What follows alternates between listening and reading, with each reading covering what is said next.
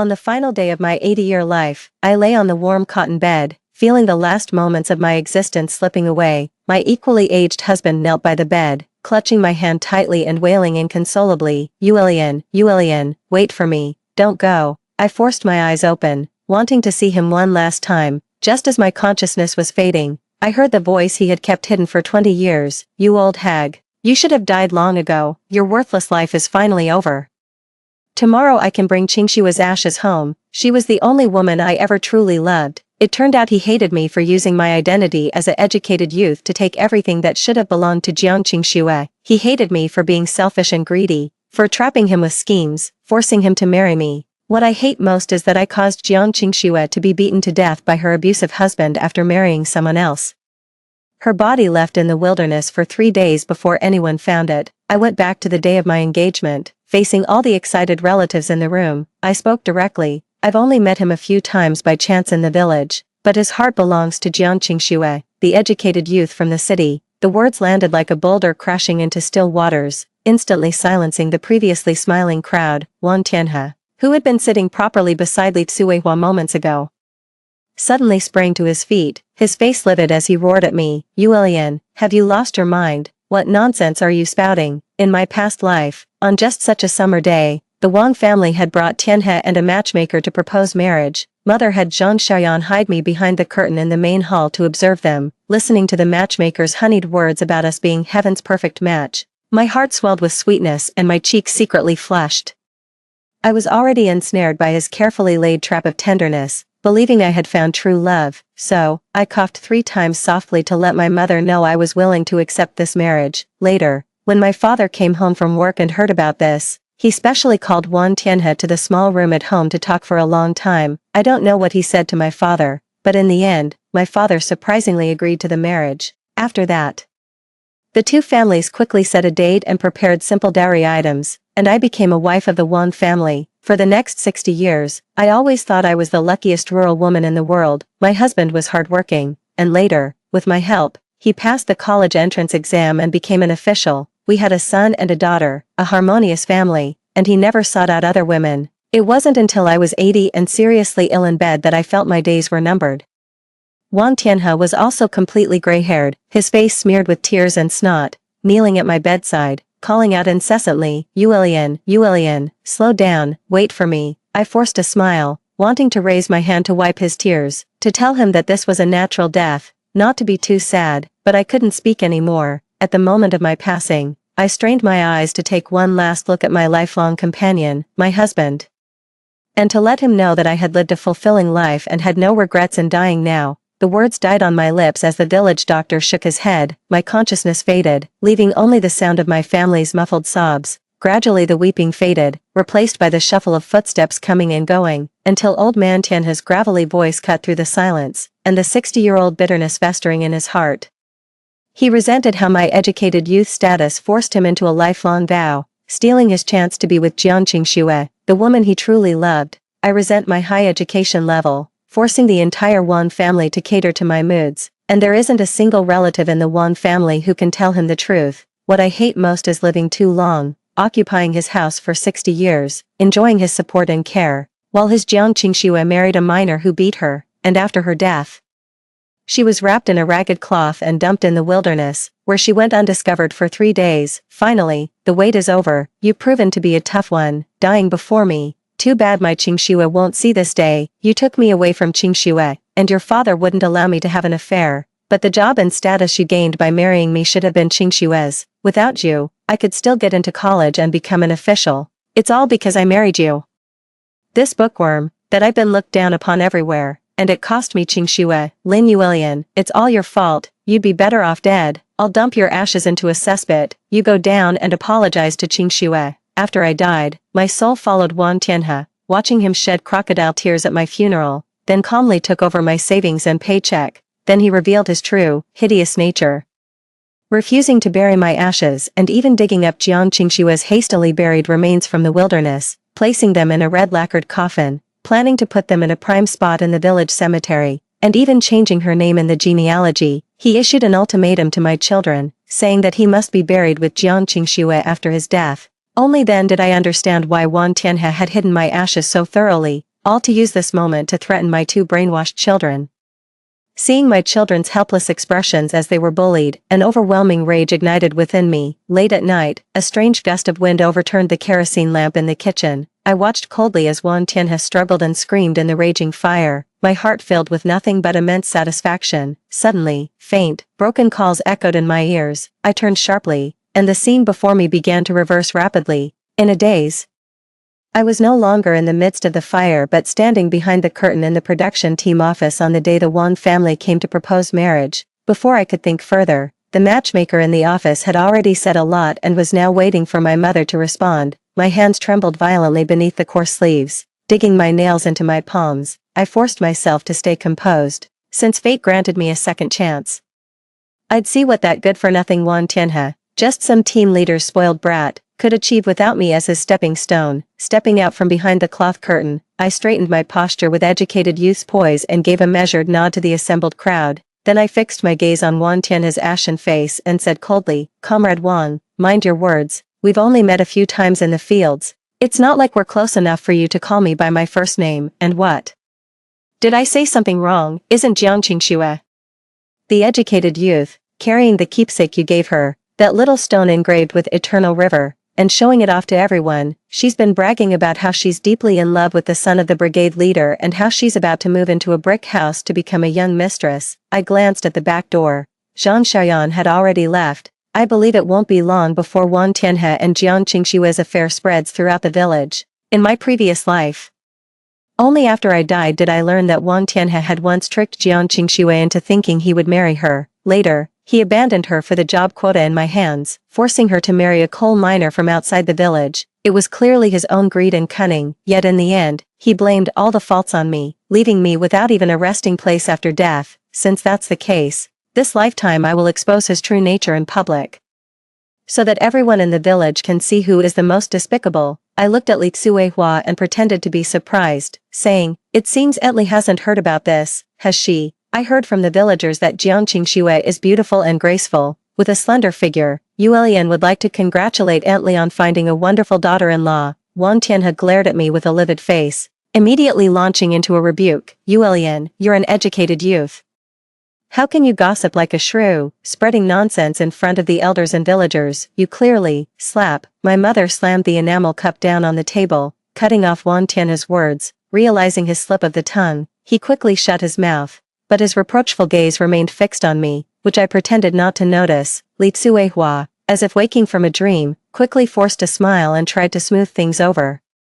"Miss Yuelian is absolutely right. I truly had no idea about this matter." She shot Wang Tianhe a sidelong glare, her face burning with irritation. This foolish boy probably heard those educated youth from the city were cultured and got stars in his eyes. His recklessness dragged us here uninvited, disturbing Sister Chen and Miss Yuelian. "We're terribly sorry for the intrusion." The Li Tsuehua's words dripped with apology. A flicker of smug satisfaction crossed her face.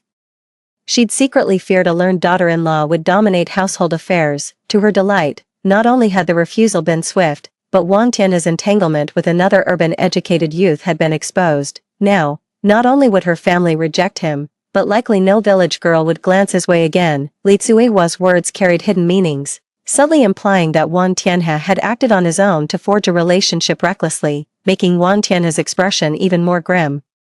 He bowed deeply to my silent mother, then pulled a delicate little pouch from his pocket and held it up before everyone, saying, "I don't know anyone named Jiangqing Xue. My sincerity with Miss Lin is proven by this pouch. Please, Auntie, investigate clearly." My mother glanced at the pouch, clearly made by my own hands, and asked, "Did you make this?" I nodded, then deliberately put on an expression of both embarrassment and anger, saying, "I did make this bag. But it was clearly exchanged for a notebook with you during the collective study session in the county last month. Now you're using it to deceive people and prove your innocence. If I had known you were such a person, I would have given the bag to the donkey in the production team instead of you." After saying that, I had Zhang Xiaoyan bring out the notebook filled with formulas from the house and threw it on the ground, fully acting out the anger of being deceived, insisting that I had only made a simple barter exchange at the time and had no idea he had other intentions. In the village, it was common for members to exchange small items like handkerchiefs and notebooks. Last month, when all the accountants from the commune went to the county for training, I made a small cloth bag that I really liked. but since I had a crush on him, I deliberately made it sloppier to submit, while secretly giving the most exquisite one to Wang Tianhe. At the time, he casually handed me a notebook filled with formulas but no notes, and even said it was prepared for me. Now, looking at those crooked, atrociously ugly handwriting, it was such a waste of my heartfelt effort. Wang Tianhe was so furious that he started yelling at me, accusing me of lying. My mother immediately dropped her cup and turned to scold me sharply. "You kids, I always tell you to be honest and hardworking, to learn and work diligently, but no, you dare to take and give away anything. One day, you'll be tricked by those shady characters." She then turned to the Wang family. "I'm really sorry, my daughter studied in the city and was spoiled by her father and me. She doesn't even understand the most basic manners," causing Mr. Wang to misunderstand. "When her father returns, we will definitely teach her a lesson. As for the rest," Li Tsuehua understood the situation and, ignoring Wang Tianhe's livid face, laughed and agreed briefly before pulling her son away. As soon as they left the production team office, I picked up the notebook from the ground and chased after them. On the small path in the village, I looked at Wang Tianhe's smug face and forcefully threw the notebook at him. "A shabby notebook is all you bring for a proposal. You should really take a good look at yourself." My voice was loud enough that the passing villagers first froze, then broke into a murmur of whispers. My mother awkwardly forced a smile and apologized.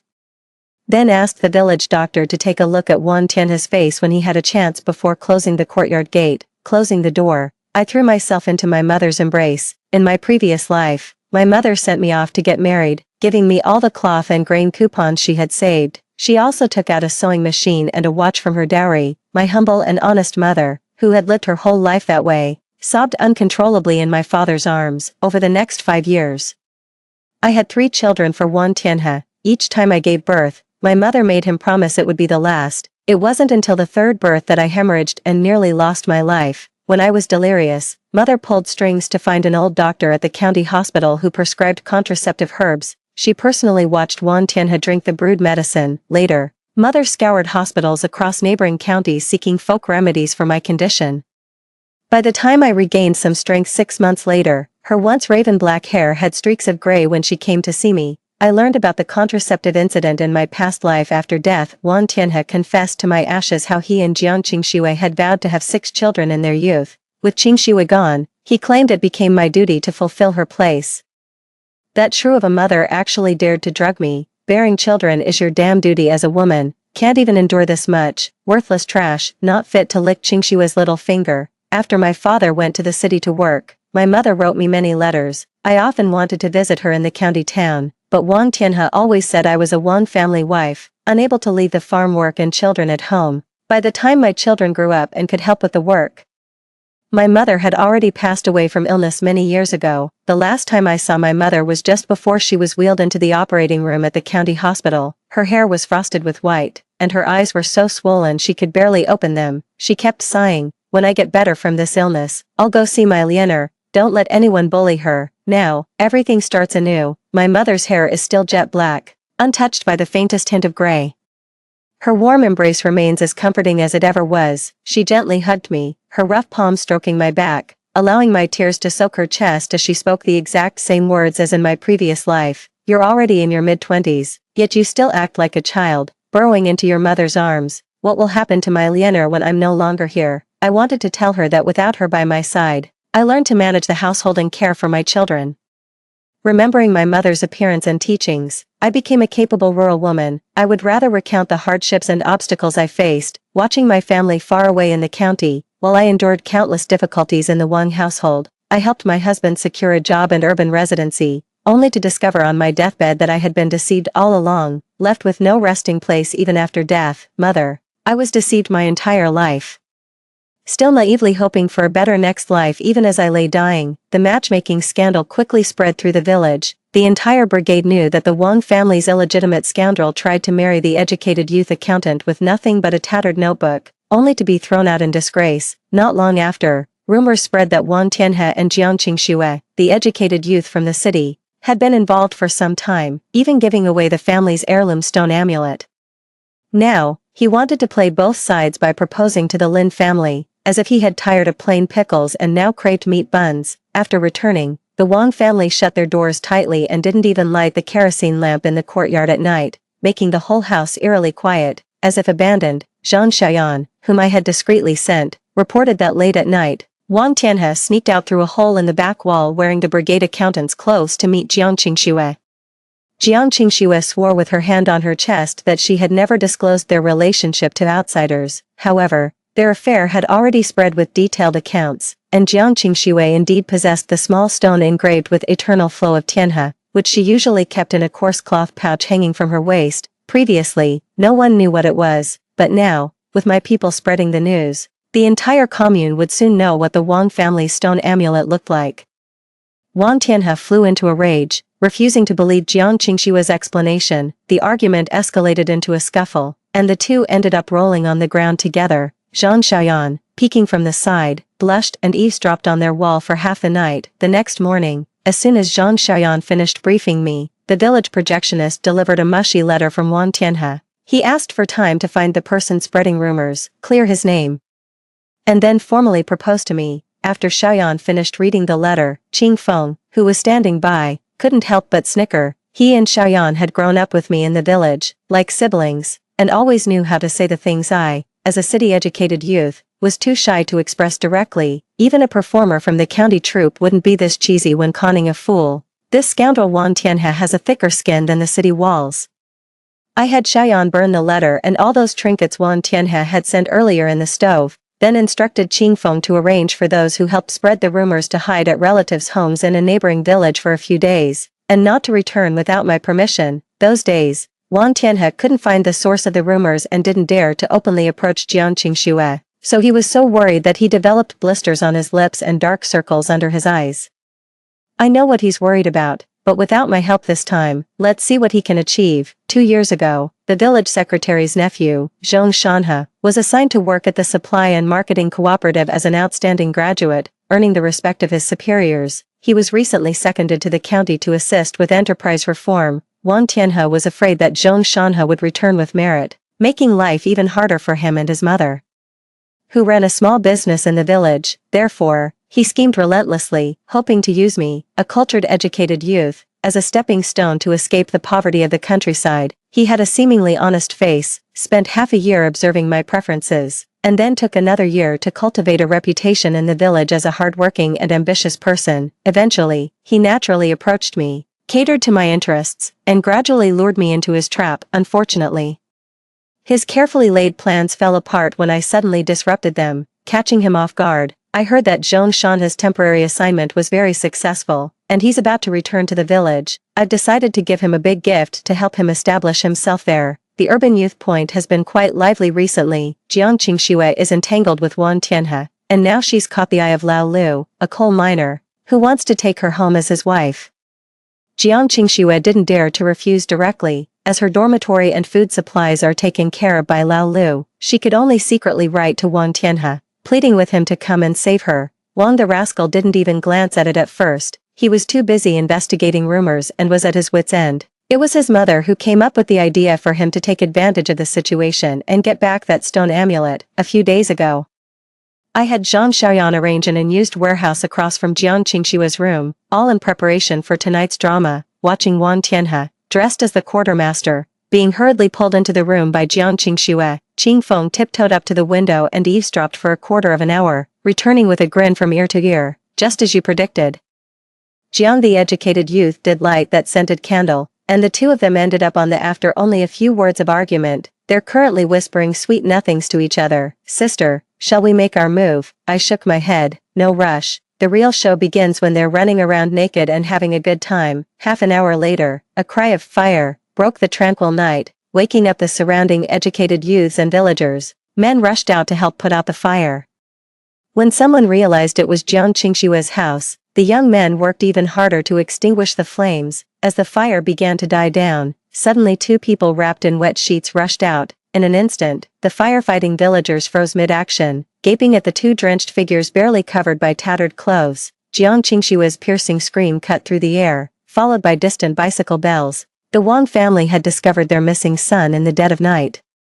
Hidden in the shadows with Qing Feng, I propped my chin gleefully and murmured, "Perfect, the cast is assembled, the stage is set, now let the drama unfold." Li Tsuehua had just dismounted her bicycle when her gaze fell upon the disheveled pair on the ground. Her first instinct was to feign concern, rushing forward to check if her son was injured, while Wang Tian had desperately clutched the damp bedsheet to avoid further humiliation.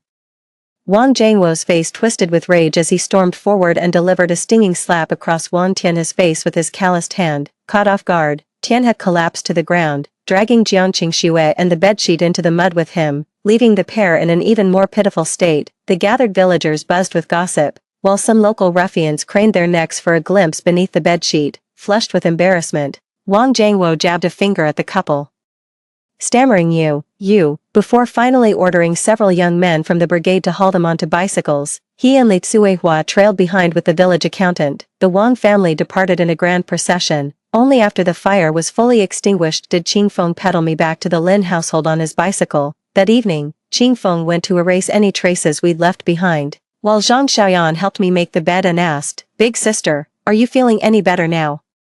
Looking at Xiaoyan's delicate face, I remembered our past life. 8 years after accompanying me into the Wang family marriage, I'd arranged a recommendation letter for her to work at the supply cooperative, hoping to secure her future, yet she stubbornly chose to stay by my side, remaining there for 60 long years. After my death, she was the first to tell my children about Wang Tianhe's suspicious behavior, and when Tianhe forbade the burial of my ashes, she became the sole person determined to bring me back to our hometown for proper rest. But Wang Tianhe, no longer restrained by me, now controlled everything I'd accumulated in life. With just one phone call, he had Xiaoyan killed on her way home, her body dumped by the railroad tracks, becoming another Jane Doe. Qingfeng had caught my brother's eye years earlier and joined the county transport team. By the time I died, he'd risen to manager of the county building materials company.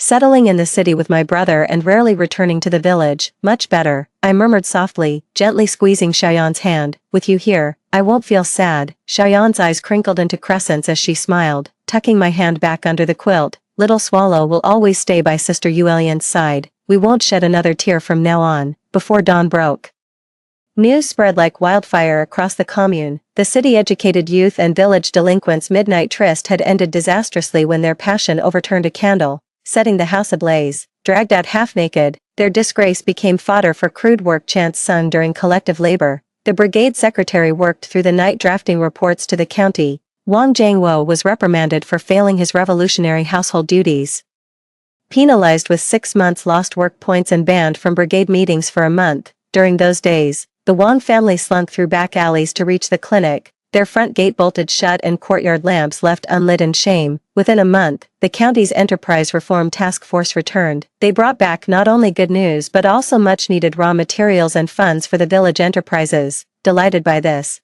the county immediately approved the expansion plan.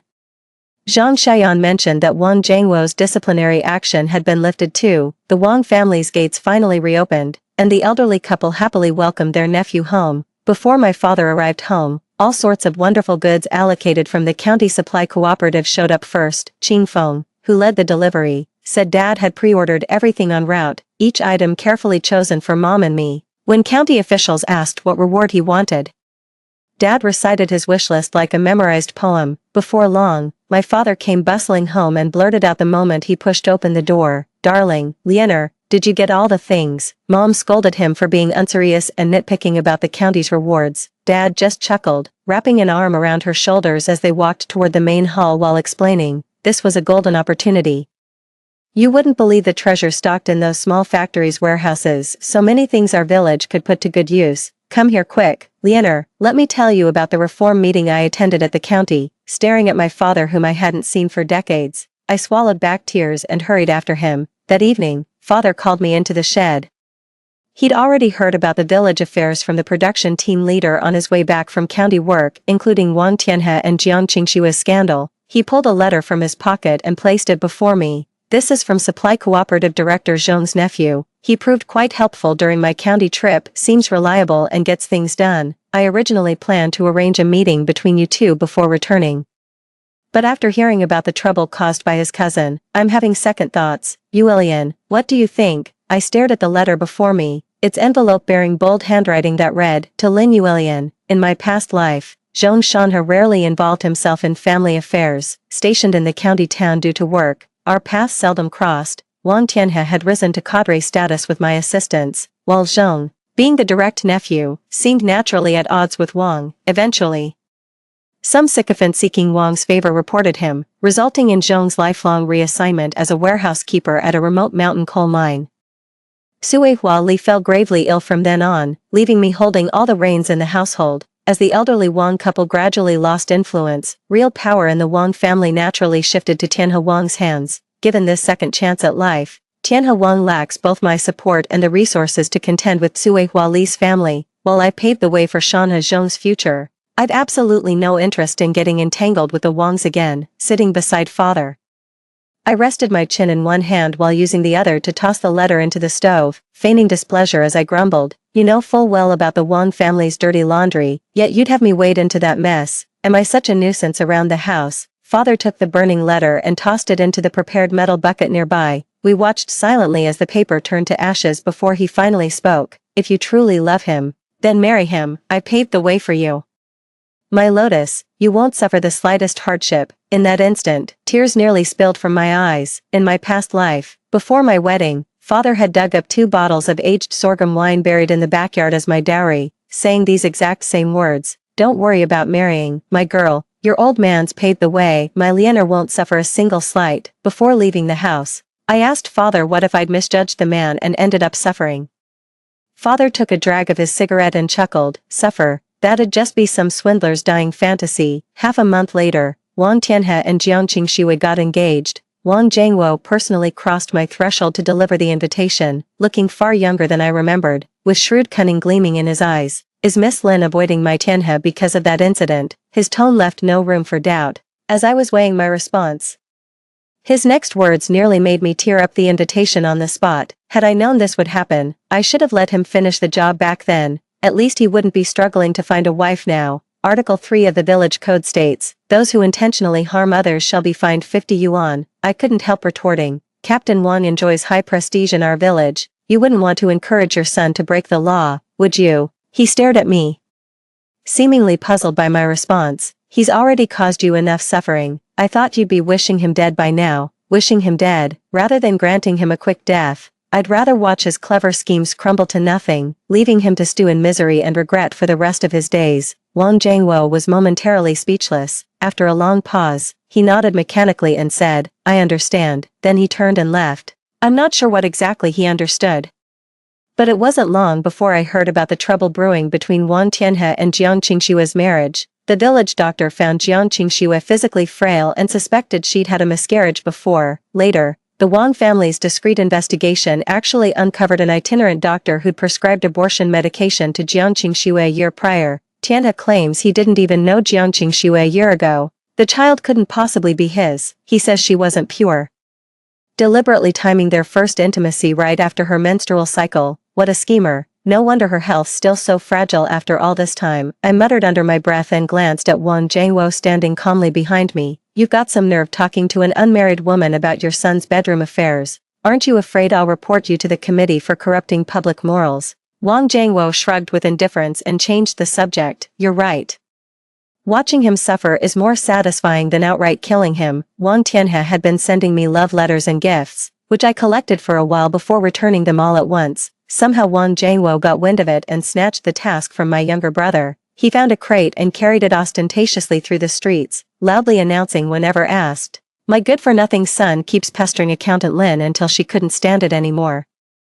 She made me haul all this junk back." The next day when my father came home from work, he told me the brigade secretary had summoned Wang Zhengwo again, saying Wang Tianhe had behaved improperly, harassing other girls despite being betrothed. Captain Wang left with his tail between his legs, storming off, probably to give Wang Tianhe a beating. Just as expected, the Wang family holed up for days before word got out that Wang Tianhe's wedding date had been moved up. Unbelievably, it was pushed forward from next spring to right after this year's harvest. True to form, Wang Tianhe still had the nerve to send me a message before harvest season saying, "When I go to the county town for the recruitment exam, if I pass, Yu Lian, can we start over?" Without a second thought, I took Zhang Xiaoyan straight to intern at the county garment factory, telling everyone we were there to learn advanced production techniques. What others thought about it was none of my business. I stayed away until the day before the recruitment exam. When I returned to the village, the party secretary told Dad there were new quotas from the county. My brother was already on the recommended list. The good news will be announced tomorrow along with the recruitment list. Lien, you should go check out the excitement. I obediently agreed, exchanging knowing glances with my father, both our eyes clearly sparkling with schadenfreude. The next day when the results were posted, I took Zhang Xiaoyan to the brigade headquarters for some excitement. No sooner had we arrived than someone shouted, Wang Tianhe got into the county textile factory. The villagers buzzed with chatter, crowding around Wang Tianhe and Jiang Qingxue to offer congratulations. After enduring such a tarnished reputation in the village for so long, Wang Tianhe finally had his moment of triumph today. Jiang Qingxue showed no joy at becoming a factory worker's bride, merely clutching her handkerchief with a forced smile while her eyes darted restlessly about. It wasn't until I approached that both of them noticed me simultaneously. Wang Tianhe's face radiated undisguised delight, and those around him took notice of me too, instinctively clearing a path between us. Wang Tianhe took a step toward me, then hesitated as if remembering something. He remained rooted to the spot, seemingly waiting for me to approach him with congratulations. I heard Zhang Xiaoyan sneer beside me. Qin Zimo had already pushed through to the bulletin board. Just as I moved to follow, Jiang Qingxue rushed ahead and threw herself to her knees before me. Accountant Lin, I beg for your mercy. Please don't leave me with no way out. The entire room froze at this sudden prostration, too stunned to even help her up. Miss Lin, you may be an educated youth from the city, but I'm also a decent girl from a respectable family. The whole village knows about Tianhe and me. Why must you meddle in our affairs? The crowd kept growing, buzzing with hushed whispers. Wang Tianhe rushed forward, trying to pull Jiang Qingxue up while scolding her. What's gotten into you? Have you no shame? Get the hell out of here. Jiang Qingxue was as slippery as an eel, deceptively frail-looking yet impossible to budge. You claim I'm here today to steal Wang Tianhe from you. Where's your proof? I asked Jiang Qingxue, watching her tear-streaked face while feigning ignorance. I watched as Jiang Qingxue frantically pulled a paper from her bosom and brandished it, shouting, Here's Tianhe's letter to you. Black ink on white paper pledging to restart your relationship. Accountant Lin, dare you deny that's precisely why you came today? Of course I dare. I lifted my chin slightly with a radiant smile. As you said, the letters were written to me by Wang Tianhe. I never replied to a single word and had them returned untouched to the Wang family. Little did I expect you to intercept them and now falsely accuse me. Miss Jiang, you keep demanding I spare your life, yet we've never met before today, and I have absolutely no connection with your precious Tianhe. What sparing are you even talking about? Wang Tianhe stared at me in disbelief, while Jiang Qingxue was left speechless by my words. Stammering incoherently after a long pause, all that high-minded talk, yet here you are. I shot Qin Zimo a knowing glance from across the way, and he immediately caught on, shouting, Accountant Lin, great news, the county's issued new quotas. Your brother's reporting to town headquarters in a few days. Most villagers had heard about Lin Yuelian securing her brother's county study opportunity. They assumed I'd come to verify the rumors, not out of jealousy as Jiang Qingxue claimed. Suddenly, the crowd began eyeing Wang Tianhe and Jiang Qingxue with peculiar looks. My gaze returned to their wonderfully expressive faces as I spoke deliberately. Wang Tianhe is already betrothed. You'd both do well to mind your words and hands. If this reaches the brigade leadership, it's your Wang family elders who'll suffer the consequences. Though Miss Jiang comes from humble means, she's still a respectable girl, having already compromised her virtue. You naturally must take full responsibility. Anything less would disgrace all those years of schooling. I deliberately emphasized virtue, watching with satisfaction as varied expressions, smirks, sneers, played across the faces of those present, particularly the two culprits. Wang Tianhe, who had been gloating over landing his new job just moments ago, now found himself humiliated once more. He violently shook off Jiang Qingxue, pointed at me stammering, You. Before storming off in a huff, Jiang Qingxue scrambled to her feet and gave chase, only to be kicked down again when she caught up to the bicycle, leaving her no choice but to stumble along pathetically behind. After basking in everyone's flattery where I stood, I headed home. The moment I reached the gate, my younger brother informed me that Wang Jiangwo was waiting in the courtyard. Wang Jiangwo must have come straight from the fields. He was still wearing his mud-caked work clothes when he saw me. His first words were, I thought you were really going to start over with him. There was an oddly accusatory tone laced with self-pity that baffled me. I couldn't understand why he'd assume I'd forgive Wang Tianhe, nor why he was acting like the wounded party, not one to take baseless accusations lying down. I voiced my confusion outright, which only left Wang Jiangwo dumbstruck. I thought you already knew. I'm nothing like Tianhe, he murmured to himself, I nodded and spoke bluntly. Captain Wang is indeed different from Wang Tianhe, whether it's family standing or personal conduct. The captain surpasses him in every way. Given time, he'll undoubtedly climb even higher in the commune brigade. Your interest in me stems from two things. First, my educated youth status could benefit you in the production team. And second, we share a dislike for Wang Tianhe.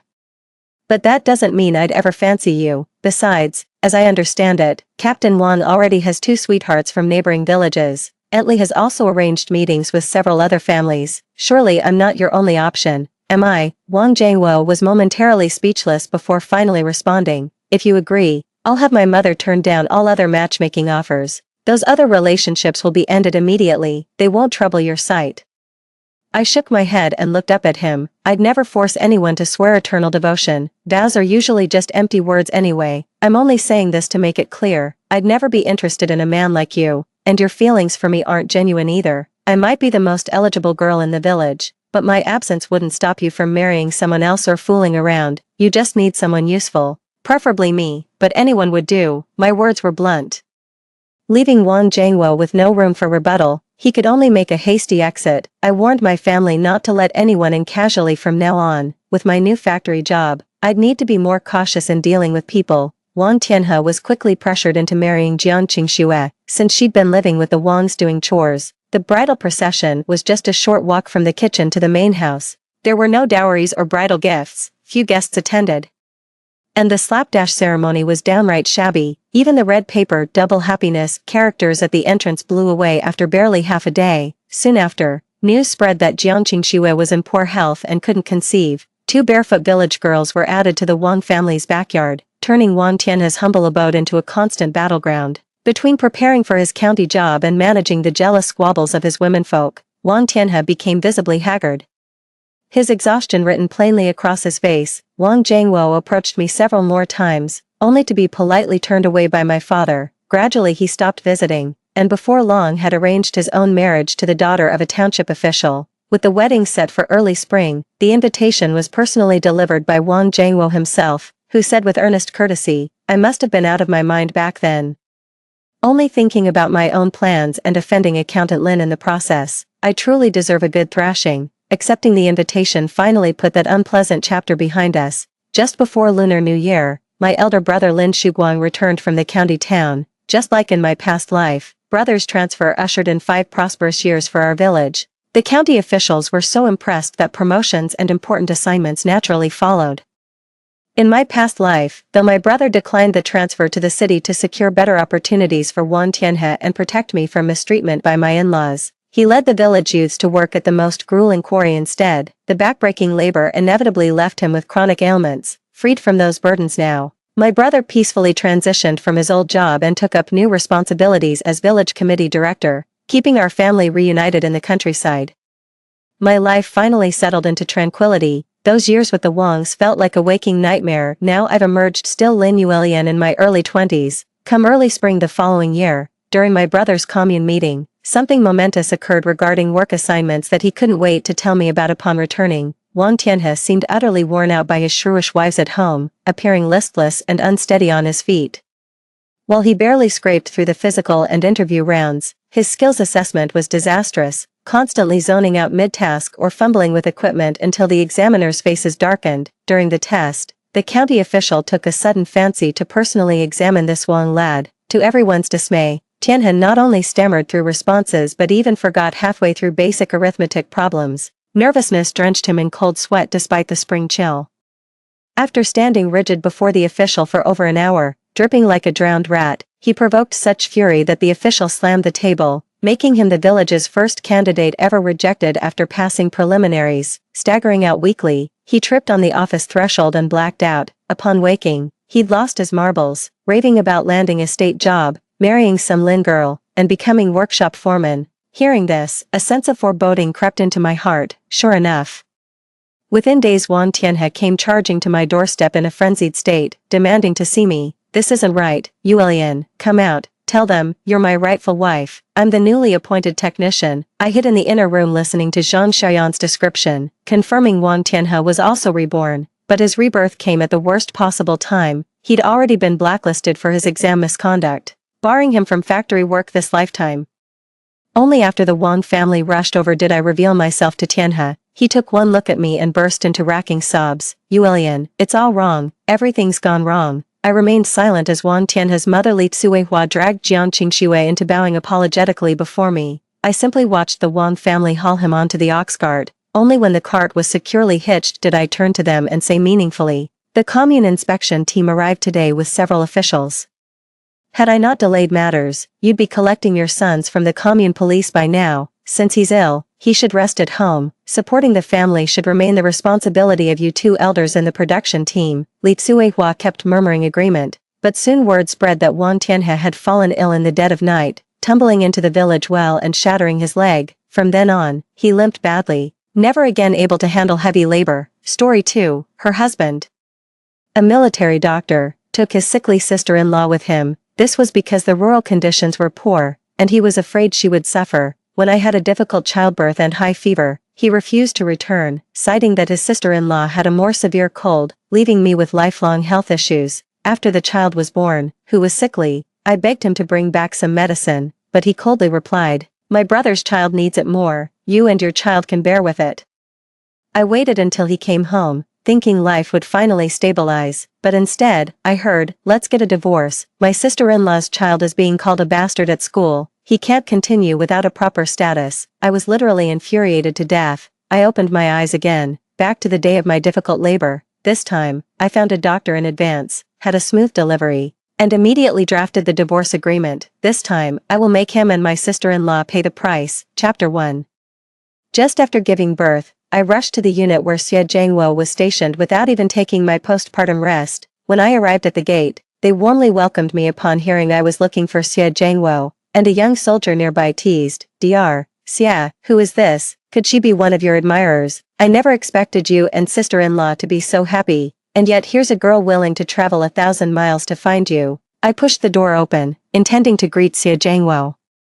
To my surprise, his face immediately darkened as soon as he saw me, because his sister-in-law Qin Mei was lying naked beneath him, and Xie Zhengwo's hands, which were giving her a massage, were still resting on her back. The little soldier next to them, who was already used to such scenes, smiled and closed the door for us. Qin Mei heard my voice and quickly clutched her clothes, looking up at me. "Chuanwan, why are you here?" As soon as these words were spoken, we looked at each other's faces and both froze. Qin Mei is 6 years older than me, but now her skin is flawless, with not a single wrinkle on her face. Just after giving birth, I was physically weak, and there was still a lingering smell of blood and milk on me. Seeing this, Xie Zhengwo hurriedly grabbed a piece of clothing and carefully put it on Qin Mei. As he dressed her, he looked visibly displeased. "Song Chuanwan, why are you here? Don't you know how strict the military is? You can't just come whenever you want." I furrowed my brow and coldly stared at him. "Your sister-in-law can settle here, so why can't I, as your wife? Or are you trying to hide the fact that we're married, hoping they'll assume you and your sister-in-law are the couple?" It was only then that Qin Mei realized, stepped forward, leaning slightly aggrieved against Xie Zhengwo's side. "Chuanwan, what are you talking about? We're doing this here to avoid gossip. That's why we let them call us that. Zhengwo and I are completely innocent. There's nothing between us." I coldly glanced at them. Xie Zhengwo turned his head away, avoiding my gaze. There was another knock at the door. A chubby little boy rushed in and grabbed Xie Zhengwo's arm. "Dad, when are you going to transfer me to your household registration? Everyone says that if our household registrations aren't together, we're not a family, but you're clearly my dad."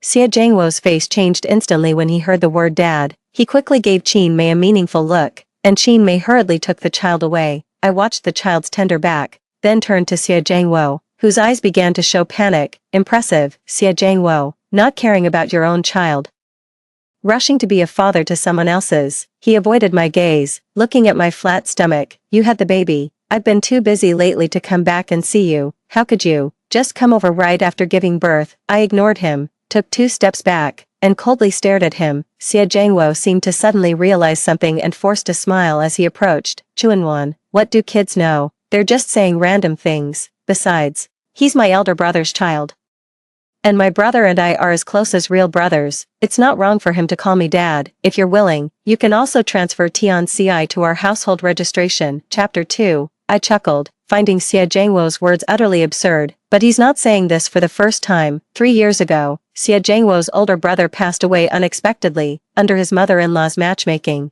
It was only natural for him to take on the heavy burden of supporting his sister-in-law and nephew.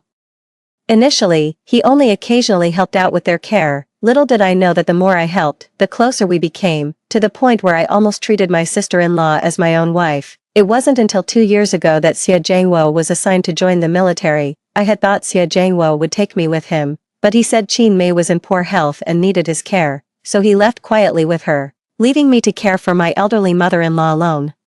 He promised to visit me every year before he left, and I believed him. The first year, he did come back once. After that, no matter how many letters I wrote or inquiries I made, there was no further news from him. Not even a penny of allowance or grain was sent, only leaving behind the words, "The team is tight, and nothing can be allocated." I said I wanted to go to him, but he flatly refused. "It's dangerous to follow the army, and it's not suitable for women to get involved," naively.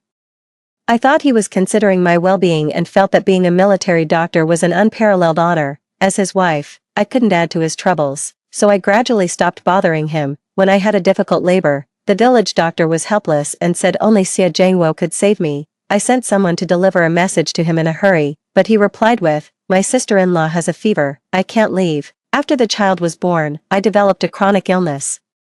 Upon returning from his military service, the first thing he did was not to visit, but to file for divorce. He did so because he said he couldn't let Xie Tianxi grow up without a father, branded as a bastard. I find it laughable. During all these years Qin Mei was with him in the military. Everyone assumed she was Mrs. Xia, my child, and I are nothing more than unwanted burdens. Just as I was about to say something, a loud crash came from outside the door. Xie Tianxi burst in like a cannonball, slamming me into the fireplace. My back slammed hard against the stove, and the scorching metal pressed against my arm. I let out a muffled groan as I watched my skin peel off layer by layer. "You filthy woman, what are you doing here? Are you here to steal my dad from me?" Xie Tianxi yelled at me. "You're just a disgusting country bumpkin. It's revolting just looking at you." He spoke rapidly, still with a standard Mandarin accent. Qin Mei quickly stepped forward, gently coaxing him. "Tianxi, speak to her in your local dialect. She doesn't understand Mandarin." I looked down at Xie Tianxi and smiled. "Who are you calling a bitch? Who taught you that?" He was clearly stunned. "No one in our village speaks Mandarin, and I learned it word by word from TV dramas just to get closer to Xie Jiangwo. My arm is blistered and numb with pain." Xie Jiangwo stood far away and tossed over a piece of gauze. "Chuanwan, don't take it to heart, he's just a child. For your injury, just rinse it with cold water." I glared at him intensely. "You're a doctor. You know this burn could get infected if not treated, yet you're telling me to bandage it myself." He gave me an impatient look. "If you hadn't rushed over here on your own, this wouldn't have happened, would it? Once you've taken care of your wound, go back," he added, without even stepping closer. I stared at him in shock, my throat feeling as if it were blocked, unable to make a sound. I never imagined that in his eyes, I was such an unnecessary presence, but I don't plan to go back. Chapter 3. Xie Jiangwo heard this, his voice restrained with displeasure. "Song Chuanwan, you can't stay here. Didn't I tell you already? It's dangerous here. This isn't a place for a woman like you. Go back tomorrow and stay home, waiting for me to return." I looked at him, and my eyes instantly welled up with tears. "I got injured giving birth and fell ill, so I can't work in the fields. We don't have grain coupons at home, the baby has no milk to eat, and my body is about to give out. What do you want me to go back for? To wait for death?" Xie Jiangwo frowned and looked at me with disgust. "I sent you a bunch of medicine during the flu season. How did you get sick? I sent the grain and cloth coupons back on time. What are you pretending to be pitiful for now?" I laughed. Tears streamed down my face as I laughed. I glared at him, my eyes wide open. "Xie Jiangwo, you never sent me those things, even when I was pregnant, running a high fever, and nearly fainted, and wrote you so many letters. You never came back once. Do you know what I ate throughout my entire pregnancy?" Xie Jiangwo frowned, his tone skeptical. "How is that possible?" He paused mid-sentence, as if suddenly realizing something, and turned to look at Qin Mei, with disbelief. He walked over to her and whispered a few words. Shortly after, Xie Tianxi's voice came from inside the room. "Dad, why are you helping outsiders bully Mom? Those things belong to the three of us. Why give them to outsiders?" Xie Jiangwo was busy calming Xie Tianxi down, and it took a while before he came out, his tone becoming stiff. "Chuanwan, Tian tore those letters. I didn't know. He's still young, and I didn't notice either. The thing I was supposed to send you earlier. Maybe my sister-in-law just forgot for a moment. I just find it laughable." So you never questioned why I haven't had any news, you never even bothered to ask, Xie Zhengwo frowned, looking completely justified. How was I supposed to know what was going on with you? I thought you just didn't want to write to me. Besides, sister-in-law spent those things on me. Why are you getting so upset now? I clenched my teeth and couldn't speak. Perhaps my expression was too grim, because Xie Zhengwo came up and held my hand. Chuanwan, don't be like this. I'll go to the mailroom myself from now on, and I'll keep up with how you and the kids are doing. Don't be upset. Since you've been feeling unwell lately, stay here a few more days, and I'll help you recuperate. Go back once you're fully recovered. The kids need you too. I snorted coldly, not wanting to engage with him at all, and turned to enter the house. Xie Zhengwo followed closely behind. With no one else in the room, his eyes suddenly grew fervent, and he sat down by my bed, whispering, Chuanwan, I've missed you so much. With that, he eagerly kissed me. The next moment, a loud knocking came from outside the door. Xie Tianxi sat at the door, his arm clearly showing a large, swollen burn. Qin Mei stood there in panic, at a loss for what to do. She was crying so hard she could barely catch her breath. I don't know what happened. The kettle wasn't supposed to be there. It might be that Chuanwan bumped into it while pouring water earlier, moved the kettle, and Tianxi didn't know, so he ran into it. Xie Tianxi was crying and pointing at me, yelling curses. It's all this bitch. If it weren't for her, I wouldn't have been scalded. Dad, I don't want her staying here. You have to kick her out. Chapter 4. Xie Zhengwo's expression clearly showed his impatience, his eyes growing colder. Chuanwan, you can stay here if you want, but why are you messing with things? Don't you know that a child's skin is delicate? What if it leaves a scar after being scalded? I frowned. Xie Zhengwo, I didn't even touch it just now. Before I could finish speaking, Xie Zhengwo impatiently bumped into me and walked towards Xie Tianxi. My arm, which was still recovering from a burn, hit the wall behind me. And a sharp pain surged from deep within my nerves. Xie Zhengwo didn't even glance at me, only coldly saying, Song Chuanwan, your arrival has disrupted the harmony here. Can't you tell? Tianxi has been extremely irritable these past 2 days. I've never seen him like this before. I stared at him, my throat tightening. Are you trying to get rid of me? He didn't answer, just silently looked away, as if in tacit agreement. After a long time, I finally spoke. I'm not leaving, you're my husband. It shouldn't be me who leaves. When Xie Zhengwo heard this, he sighed irritably and dragged me out the door. My arm was still bleeding, but he didn't even glance at it, just roughly stuffed a few grain coupons into my bag. Get out of here. Don't stand in our way. Hearing this, I felt a tightness in my chest and my breathing became erratic. When I turned my head again, I saw him squatting beside Xie Tianxi, tending to his wounds. It wasn't that he didn't know how to be kind to people.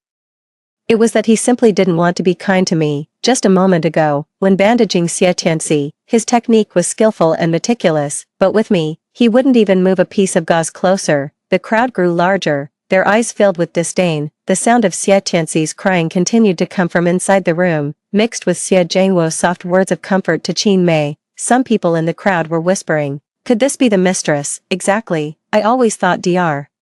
Xie seemed upright and not the type to have an affair. This woman has no shame, probably eager to be the one to destroy someone else's family. I hadn't even had a chance to refute when the door suddenly opened. Xie Zhengwo stood at the door, his eyes cold. Song Chuanwan, get out of here right now. Don't embarrass yourself any further. Even Qin Mei spoke up, holding Xie Tianxi in her arms, her voice gentle. Chuanwan, Tianxi will be fine, even if you left such a big scar on him. He won't blame you. The surrounding noises grew increasingly chaotic, but I suddenly became quiet. I looked up at Qin Mei, slowly curling the corners of my mouth into a smile. Then, I knelt down step by step, sobbing uncontrollably. Sister-in-law, Tianxi is your and brother's child. Rest assured, I will take good care of them and treat them as my own sons. I looked up at her, tears in my eyes, my tone carrying a sarcastic plea. Please, give my husband back to me. Okay. Chapter 5. The surrounding people fell silent upon hearing my call of husband. They all turned to look at Xie Zhengwo, their eyes filled with confusion and suspicion. Wait, she just called Qin Mei big sister-in-law. What's that relationship? I'm from the same village as Dr. Xie. I also remember Dr. Xie's wife being surnamed Song, not Qin. Right, I thought I was mistaken before, but is there really something going on? Various whispers entered Xie Zhengwo's ears, his face darkened.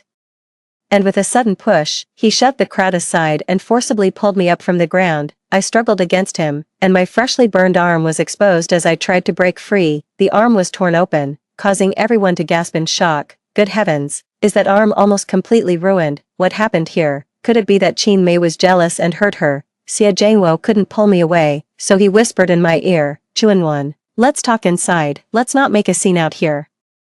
I shook my head desperately, my voice choked with emotion. Jiangua, stop yelling at me and hitting me, please. I agree to add Tianci to my household registration. Isn't that enough? Back then, you said Qin Mei was in poor health and insisted on taking her to the military, but now, she doesn't look like a sick person at all. She's much healthier than me. Please, don't divorce me, don't abandon our children. As soon as my voice rang out, everyone around instantly understood the whole situation. Several young soldiers, their faces ashen, stepped forward. Dr. Xia, we've always said you were a good man, but we never expected you to do something like this. How could you bring your sister-in-law to join the army? Everyone knows only married couples can apply for army accompaniment. Qin Mei couldn't help but step forward, her face pale. It's not like that. Jiangua and I are innocent, we didn't do anything.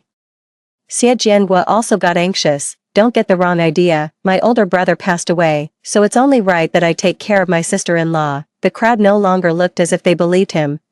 Even if you're taking care of her, can't you do it in a more appropriate way? A widow joining the army, does that sound right? In our village, the gossip alone could drown her. Dr. Xie gets so many grain coupons every month, claiming they're for his mother's respect. But he doesn't send a single one back, leaving his wife and kids at home eating coarse grains. I watched them go from suspicion to clarity one by one, and finally couldn't hold back my tears. Xie Jiangwo, then tell me, if it's not because you're selfish, why have you never cared about our family? On the day the child was born, they had a high fever, and when I came to ask for medicine, you said Xie Tianxi's health was more important. Do you know how your mother has treated me all these years? She wouldn't even feed me. I didn't gain a single pound during my pregnancy, but I lost 10. Who would have thought I'm actually 6 years younger than my sister-in-law? The crowd erupted, and all eyes turned to Xie Jiangwo's face.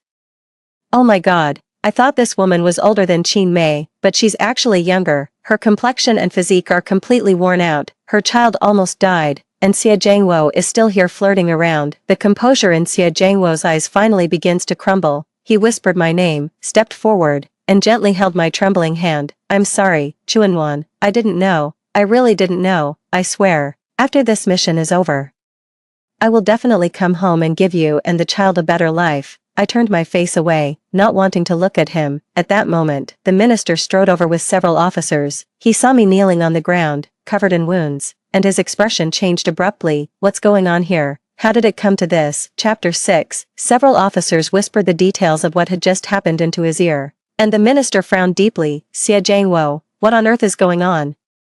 Xie Jiangwo flinched. It's nothing, minister, it's a family matter. After saying that, he hurriedly came to pull me. Spring warmth. Come, let's talk inside. The minister, however, stopped him in his tracks, frowning at him. She's injured like this, and you're still pulling her around without care. Even though you're a doctor, you're still part of the military and must follow military discipline. When you reported your military attachment, whose name did you use, Song Chuanwan or Qin Mei?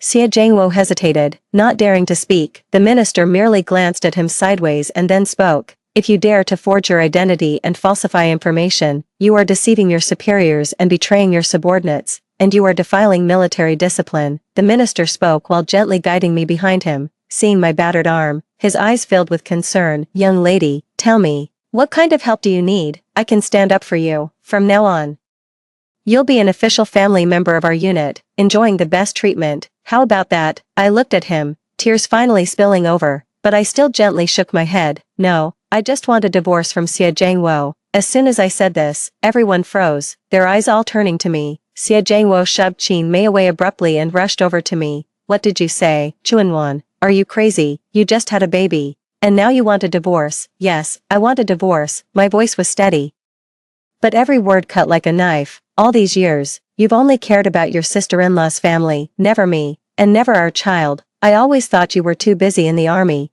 It wasn't until today that I realized you were raising someone else's child as your own son. I don't want you anymore. Even if I starve to death with our child, I don't want him to have a father like you who can't be faithful. Xie Jiangwo's face changed instantly, and he quickly stepped forward to grab my hand. Chuanwan, what are you talking about? There must be a misunderstanding, and I'm not as bad as you say. We can't get divorced. I looked him straight in the eye and asked coldly, why not? Aren't you already in a new family? What are you still clinging to me for? I pushed him away and turned to face the minister. Minister, I formally submit a divorce application, hoping for your approval. When Xie Jiangwo heard this, he panicked. He pulled me over, his face dark. Minister, I have to approve this. She can't decide on her own. The minister's face darkened, and his gaze noticeably cooled, though not agreeing. He shook his head at me helplessly. I understood the minister's predicament and decided to stay and think of a solution. Seeing that I had softened, the minister immediately instructed someone to take good care of me. Shortly after, someone brought clean clothes and arranged a room for me, instructing me to rest well these few days.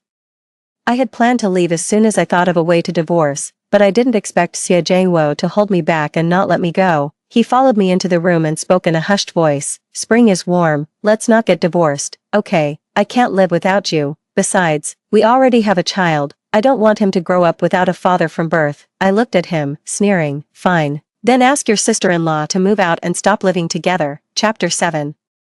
Xie Jiangwo's face suddenly changed, his tone showing a hint of impatience. Where can a woman like her go? How can she survive with her poor health? Besides, Tianci is timid. How will he get by at school without a father? I looked at him, my eyes as cold as ice. You care so much about them, so why have you never cared about me? Do you know how your mother has been treating me these past 3 years? The day before I got pregnant, she forced me to carry water from the mountain to bathe. I walked back and forth over a dozen times, fell so many times that I was covered in bruises and couldn't even stand up, yet she still called me a useless. Xie Jiangwo, when you take care of someone else's son, have you ever thought about how your own wife is suffering, how your child is sick? Xie Jiangwo opened his mouth as if to say something. Finally, he remained silent, lowered his head, and let out a long sigh. The room was eerily quiet. So much so that the rustling of the wind through the branches outside was clearly audible. Xie Jiangwo was still sighing, his lips slightly moving, but he couldn't seem to find the words to speak. I suddenly spoke up. You won't agree to the divorce, will you? I turned around, my face no longer showing any pleading. But I don't need you to sign it either. He froze. I slowly pulled out a piece of paper from under the pillow and unfolded it deliberately. That's the complaint I prepared. Written carefully and clearly, it doesn't matter if you refuse to sign the divorce agreement. I've already written a letter of complaint and am ready to send it to the military supervisory department. I looked at him and said, word by word, you unilaterally altered the military records, reporting your widowed sister-in-law as your spouse. This matter, if anyone investigates, is not a small issue. Xie Jiangwo's face turned pale instantly, and his voice lowered. Are you threatening me? I smiled, and at that moment, I even felt at ease, not a threat, but a reminder. I've finally learned not to expect you to have a change of heart, so here's a choice for you. Choose between saving face or getting a divorce and returning everything that belongs to me. Xie Jiangwo didn't respond, just kept holding my hand and sighing. After a long while, he finally muttered, spring warmth. Can you give me a month? I will definitely give you a satisfactory answer. I nodded. After all, my health is indeed not good now, and I also need Xie Jiangwo to help me recuperate. Moreover, the evidence I have in hand is enough to bring him down, so I am not afraid of any new moves he might make. I stayed in the military, and Xie Jiangwo came every day. He tried to gauge my intentions. Not wanting a divorce, but I was firm each time. If he said he didn't want a divorce, I made him send his sister-in-law away. After a few such exchanges, Xie Jiangwo seemed to grow impatient, and his initial reluctance to divorce began to waver, but I still insisted on not wanting a divorce. But since the day I brought up the divorce, the atmosphere in the unit has changed. The minister personally kept me and arranged for me to work as an assistant in the medical office. They said it was taking care of the doctor's family, but I knew it was more of a clear message. But Qin Mei and Xie Jiangwo pretended not to understand and continued with their usual routine every day. I didn't bother with them, as after divorcing Xie Jiangwo, I needed to focus on my own career. So, during this time, I learned a lot of new things. I assisted with drug registration during the day and slowly organized the financial records of these years at night. Even photocopied 3 copies of Xie Jiangwo's secretly altered military application form from that year, neatly sorted and placed in envelopes. When the minister came for an inspection, he casually praised me for being meticulous, then turned to Xie Jiangwo and said, your wife is truly a great help at home, you must cherish her. He forced a stiff smile on his face, while Qin Mei beside him lowered her head, her eyes betraying a hint of panic. Chapter 8. Xie Jiangwo was thrilled to see my recent divorce requests decrease, and he excitedly planned our life after the military service ended with me. Little did he know, during the day while I was helping manage the medicine inventory, a soldier ran up to me with a letter from the Beijing Garrison Command Discipline Inspection Department. I opened it and found it was an acknowledgement of receipt, the issues you reported, including falsification of military dependence information, misuse of military resources, and failure to fulfill the duty of supporting military dependents, have been received. A formal investigation will be launched after verification. Thank you for your cooperation and trust. I folded the letter and tucked it into a book behind the medicine cabinet. From this moment on, Xie Jiangwo's real good days are over. Before Xie Jiangwo's scandal broke, Qin Mei got into trouble first.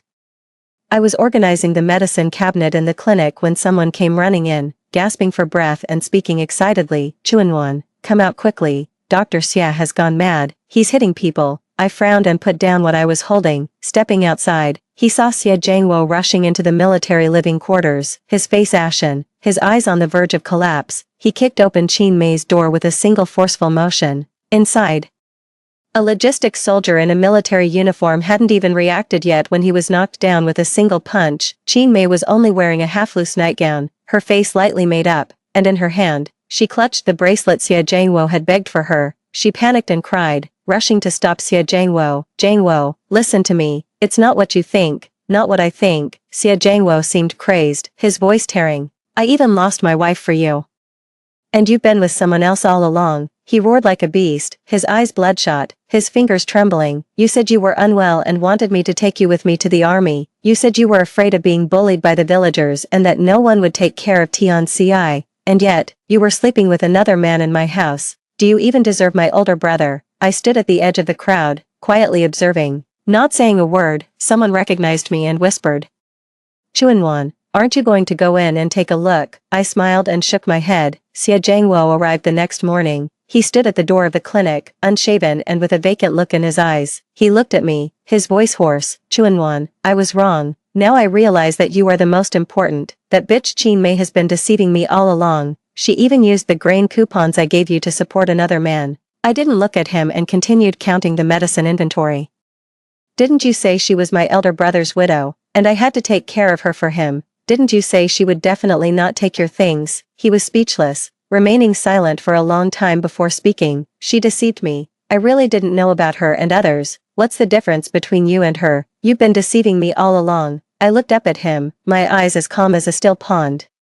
Did you really think I wouldn't notice the unusual relationship between you and Qin Mei? Did you really think I would believe you were innocent when you brought her along on the military mission? Back then, I was foolish. I still loved you, so I chose to deceive myself into believing in you. No longer in love now. His voice trembled. I chuckled softly. Xie Jiangwo, every action of yours has been pushing me away. He fell to his knees with a thud. Chuanwan, please, don't leave me. I'm willing to put the house and land under your name. All I ask is that you don't report me. Don't divorce me. I looked at the disheveled man in front of me, but in my mind, I saw the scene of me falling down the mountain while heavily pregnant. I glanced down at him, my voice barely audible. I am no longer the woman you thought would forgive and rely on you. Chapter 9, less than 10 days after the complaint was submitted, the disciplinary committee issued an official document.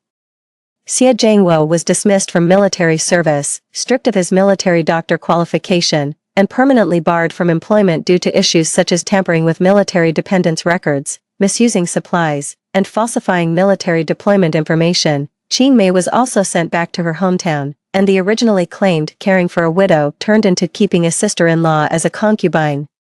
Those colleagues who had privately supported him now turned away and said nothing more, and Xie Tianxi also lost all face due to Qin Mei's affair. Now he dares not go out, and every day he rants like a madman, insisting he is not a bastard and has a father. That no longer concerns me. After Xie Jiangwo was detained, the minister approved my divorce application. The speed of the process even took me by surprise. I officially divorced, left the military district, and took the children with me.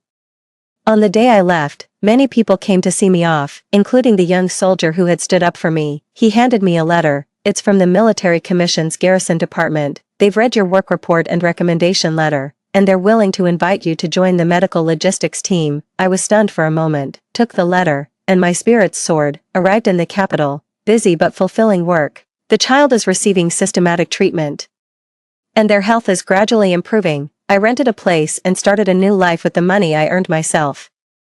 The child is slowly learning to speak and has started calling me mom. He is no longer the malnourished pitiful child from his previous life. In this life, I've fattened him up, and by the age of 3, he could recite the 300 Tang poems. In my 4th year in the capital, I took my child to the hospital for a follow-up appointment. As I stepped out the door, a military vehicle from the district was parked nearby. It was my current direct supervisor who personally came to pick me up.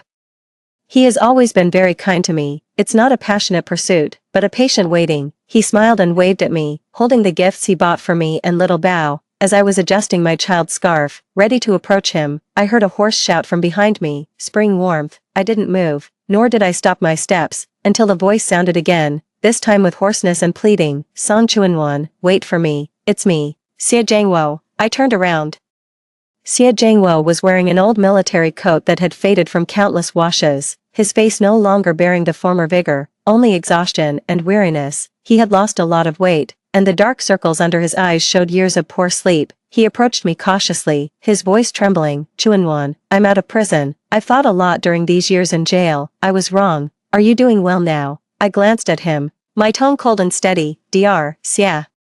You've mistaken me for someone else. I took the child's hand and got into the car without looking back. The political commissar glanced back at him, his eyes filled with pity as he looked at me. Chuanwan, who is that? Did you kindly support a homeless man, and now he's ing you? Do you want me to step in and get rid of him for you? I shook my head. Don't bother with him, he's just a useless person. The car door slowly closed. In that moment, I saw Xie Jiangwo kneeling in place.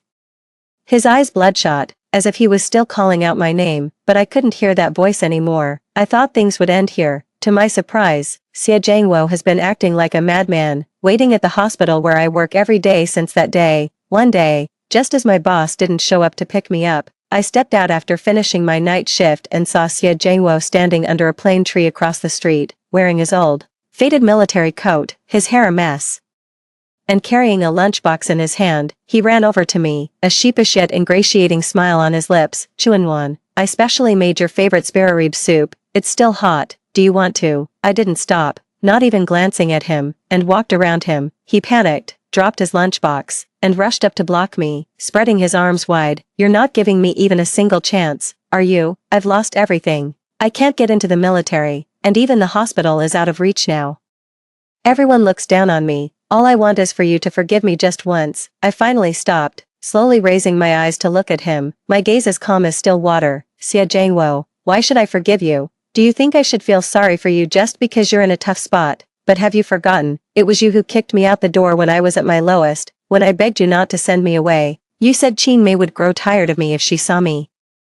Now what are you pretending to be so affectionate for? He froze, his face contorted with regret. I was possessed back then. I was a scoundrel. I raised my hand to interrupt him. Shut up, Xie Jiangwo. I feel sick just hearing you speak. Aren't you supposed to love your sister-in-law and her son? Didn't you say Tian Ci would get bullied at school without a father? So why don't you go back to them? What? Now that you realize you're a joke, you want to drag me down with you? Weren't you supposed to be so magnanimous? What's a little green hat to you? He froze in place, his eyes red, his voice almost pleading. Chuanwan, I've really changed. Don't be so heartless. Even if you don't agree to forgive me, at least let me see our child. After all, he's never seen his father since birth. I chuckled, took a step closer, and whispered in his ear, no, he already has a father. Xie Jiangwo stood there in confusion, not understanding what I meant. I raised an eyebrow at him but didn't say anything further. He reached out to grab me, but I pulled away and walked straight toward the hospital entrance. Behind me, he slumped to the ground like a lost soul, murmuring my name. He threw me into the mud, but I bloomed like a flower in it. Now that he wants to pick it back up, I only feel it's tainted. He lives in regret, while I live in the light. I'm taking my child to pursue the good life that belongs to me. The end. That concludes the first story. Don't go away, the next one is even more exciting. My husband said we should be filial to his parents and send them half of our meat and grain rations every month. I believed him, but that day I saw with my own eyes as he took a large portion of his freshly received salary and handed it over to his brother's widow. Yao Yao, you must take good care of yourself, or I'll feel heartbroken. I was furious and made a scene, and during our argument, he pushed me into the filthy gutter. I accidentally hit my head and, choking on the foul-smelling dirty water, was mocked by him. That push completely shattered any lingering feelings I had for him, but later, when I got into college, I heard that he had left Xiaoye. crying and begging just to see me one last time. I laughed. Get lost. The moment I received my admission letter, I couldn't hold back my tears any longer. No one knows how much effort and hardship I've endured to reach this moment. On the day I filled out my college application, I didn't hesitate to choose the distant Jing University. The teacher joked, "You're going so far away, will your husband agree? What if he runs off with someone else by the time you come back?" Every time my husband Jiang Huai is mentioned, people always think I'm the one who's lucky to have him. After all, he's so outstanding. While I seem so ordinary, he's hardworking and ambitious, with good looks, and at a young age. He became the director of a coal mine, while I only got the chance to stand by his side because of a childhood engagement. That childhood engagement is the only reason I got to stand by his side. I smiled and said firmly, "If it's meant to be, it will be. If it's not, forcing it won't help. What's the point of staying together if the heart is gone? Besides, free love is now encouraged. If it doesn't work out, I can always find someone else." Perhaps startled by my words.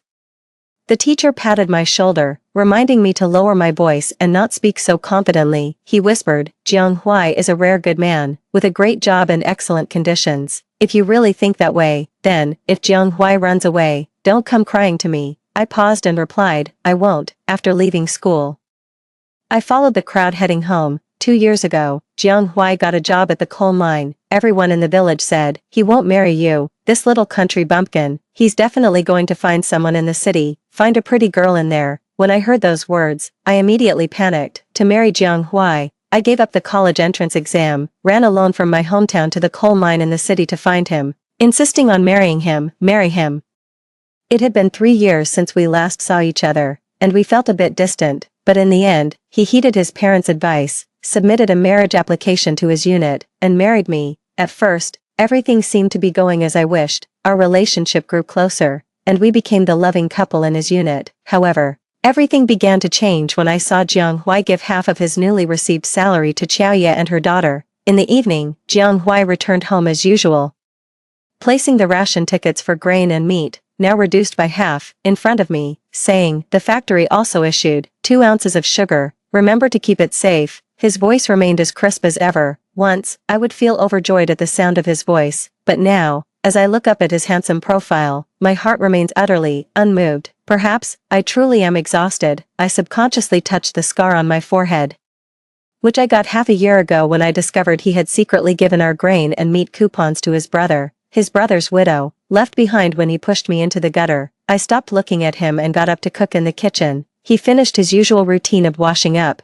changed into his regular clothes, and came to help me in the kitchen. My hand paused while stir-frying. Who would have thought that this promising young director at the coal mine would turn out to be such a gentle, considerate, and loving husband at home, right? Once, I also felt I was very lucky, but when I saw that the casual clothes he changed into were not the gray shirt I bought, my hand holding the spatula couldn't help but tremble. I struggled to hold back my tears, telling myself I couldn't cry. However, the spatula still slipped from my hand. I left the kitchen. Jiang Huai glanced at me, took over the spatula, and continued cooking, saying, "I know you love spicy food, so I added extra chili to this dish. Eat more." He took off his apron, served the meal in front of me, playing the role of a good man as always. If it weren't for his lies, claiming that the monthly grain and meat coupons were sent to his in-laws, if it weren't for me witnessing him handing over his hard-earned salary to his brother's widow, if it weren't for him callously pushing me into the gutter for another woman, I can hardly believe that such despicable actions came from the same person.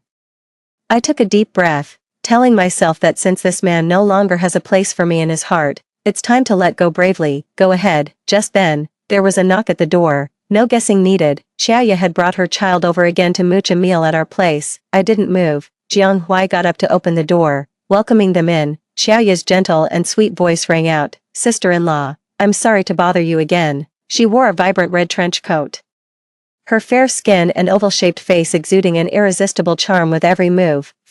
Her daughter seemed to have grown accustomed to the environment here. Upon seeing the meal prepared, she happily cheered and skillfully grabbed a bowl and scoop rice from the pot. She first served herself a bowl, then carefully served one for Xiaoye as well. The mother and daughter sat down at the table, chatting and laughing with Jiang Huai, as if they were the real family.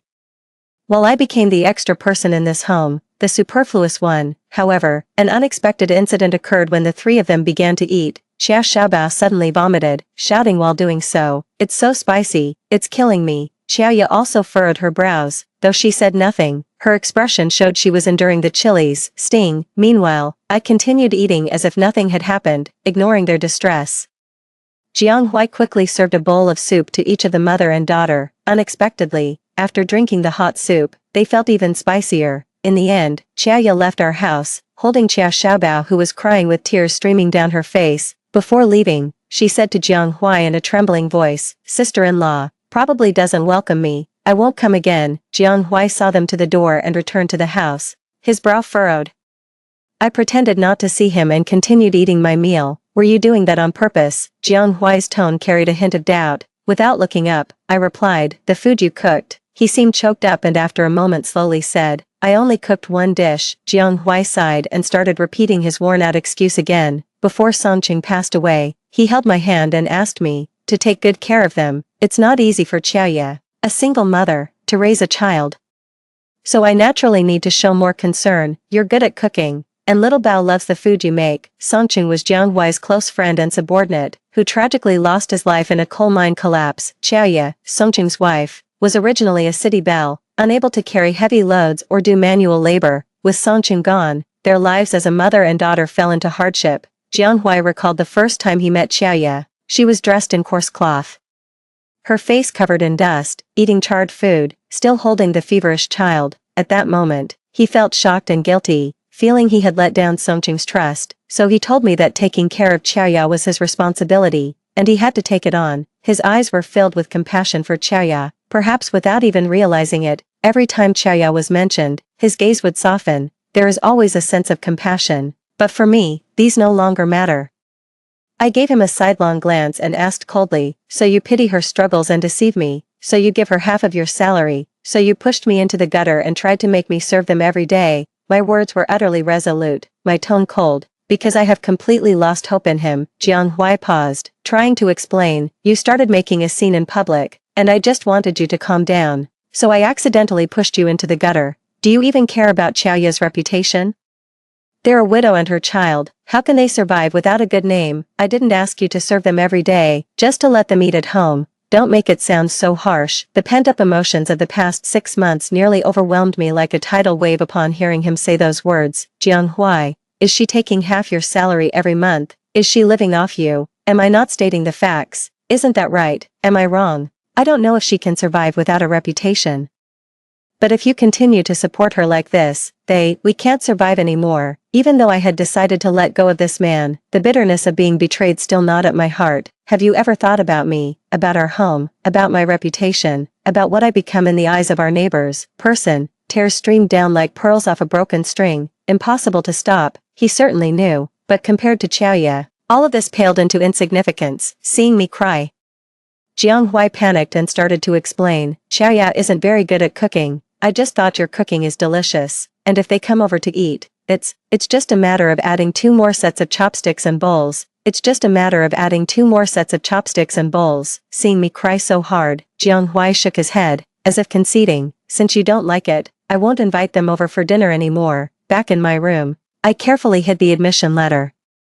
This apartment has 2 bedrooms and a living room, allocated by Jiang Hui's unit. We each took one of the rooms. I flipped open the calendar, found the date for the university registration next month, and circled it with a red pen. I looked eagerly at the circled date. Soon, I will be able to leave here. The next day, after Jiang Hui went to work, I started packing my bags, preparing to go back to the village in a couple of days to tell my parents that I got into university. Good news. And the decision to divorce Jiang Hui. While packing, I came across the bedsheet and pillowcases I had secretly embroidered a few years ago. I had originally planned to use them on our wedding night, but Jiang Hui and I never got around to having a proper wedding. We just filed the paperwork, applied for and received a marriage certificate. We still haven't shared a room even now. Initially, it was because we were unfamiliar with each other, then he was busy with work. And later because of Xiaoya and her mother. After a moment of thought, I decided to pack these items into a bag and sell them in the alley at the end of the street. The things I embroidered over several years eventually only fetched 30 yuan. Although the money isn't much, food and drinks at university are a significant expense, so this money can be saved just right. When I got home, I drew another big X on today's calendar. 20 days left. After 20 days, I'll be able to leave this place I've lived in for 2 years and start a new life. As for them, I shook my head and stopped thinking about it. Just insignificant people. Jiang Huai returned very late. The prepared meal remained untouched. I ate at the factory. He casually explained it as if by the way. I couldn't help but laugh. When did the factory start providing meals? I knew he had eaten dinner already. But it must have been with Xiaoya and her daughter, from the faint scent of his perfume. That's right. He knew coming back to eat would annoy me, so he took them out to eat first. I silently collected the dishes and went back to my room. The room was filled with my high school textbooks and exam papers. I bundled them up. Now that we're getting a divorce, it's no longer appropriate for any of my things to stay here. As I was packing, I heard a knock at the door. I knew it was Jiang Huai. He's always been very polite to me and would never step into my room without my permission. Step. What's wrong? I didn't want him to see me packing, so I asked. After a moment of silence outside, he said, "Are you angry?" I glanced at my neatly packed luggage and calmly replied, "No, I just miss my parents. I plan to go back and visit them tomorrow, see them." There was another long silence outside, and only then did I hear the footsteps leaving. I let out a cold laugh and leaned back on the bed, lost in thought. Angry. Does Jiang Huai think I'm some emotionless clay idol?